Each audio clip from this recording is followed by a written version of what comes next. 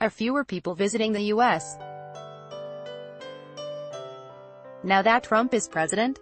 Some have blamed the Trump administration for a sharp downturn in international tourist arrivals in 2017, as measured last September. A more recent revision of the numbers suggests that might not be accurate. So what's driving the latest trends in U.S. tourism, and what does that mean for the nation's image on the global stage? I am a researcher who studies tourism. Many factors impact the volumes of travel between countries, including travelers' income levels, exchange rates, diplomatic relations and hospitality infrastructure. Even the release of a movie can affect the volume of tourists. Many elements played a part in the lackluster performance of the U.S. international tourism industry in the past 2 years. Ample evidence shows that the Trump administration contributed to this. It's hard to quantify the exact amount, but it's likely less significant than many people think. Inbound tourism is flat. Inbound tourism is very important to the economy of the U.S., as it brings in international visitors and foreign currency. In 2016, visitors to the U.S. generated $245 billion in travel spending. That counted as one-third of U.S.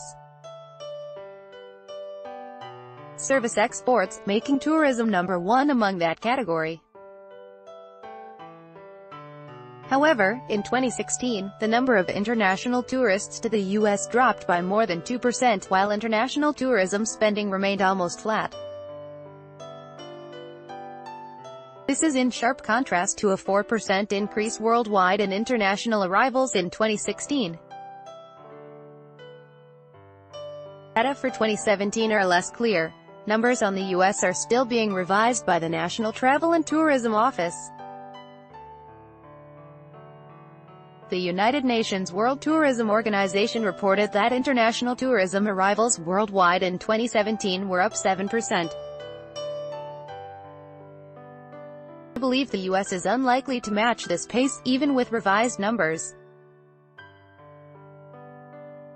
The causes of the flat performance deserve a little more in-depth investigation. First, as a mature tourist destination, it's very hard for the U.S. to generate 5 to 7% of increase annually. The U.S.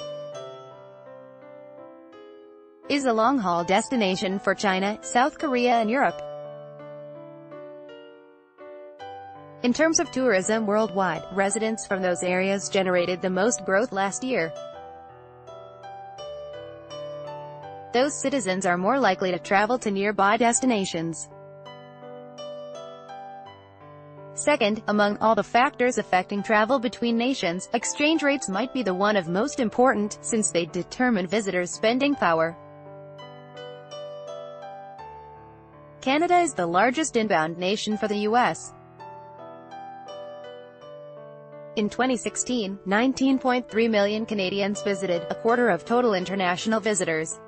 The value of its currency has been dropping compared to U.S. dollars in recent years.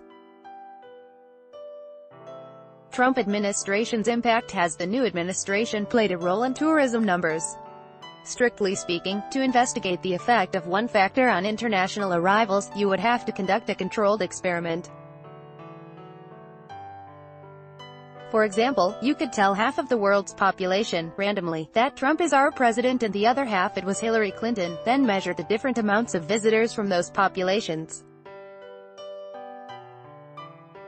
Of course, that's not possible. However, many data points hint at the Trump administration's impact on tourism. International visitation from certain countries is declining.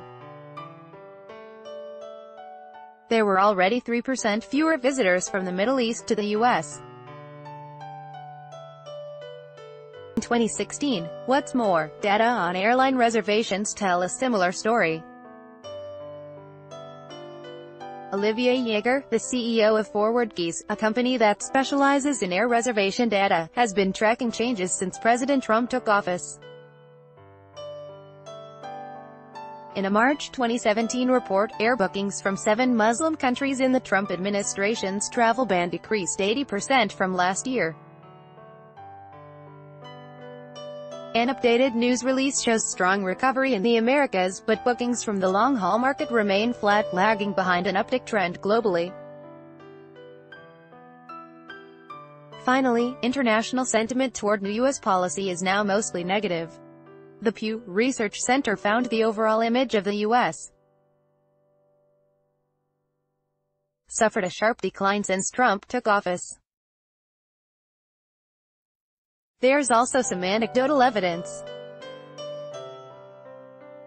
For example, in the responses to a Facebook post by the New York Times, many Europeans said they would avoid trips to the U.S. due to the Trump administration. Recently, one of our own colleagues,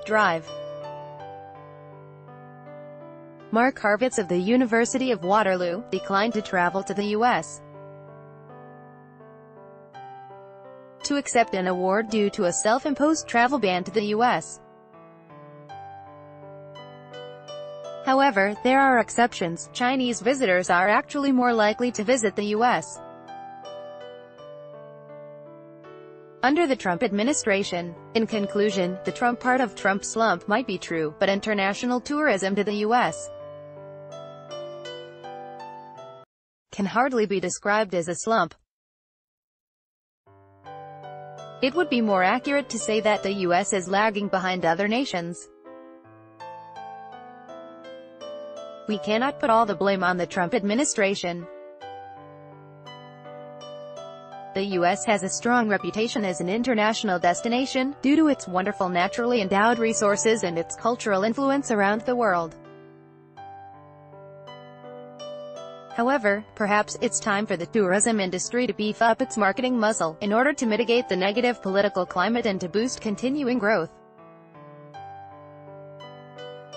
Bing Pan, Associate Professor of Tourism Management, Pennsylvania State University. This article was originally published on The Conversation.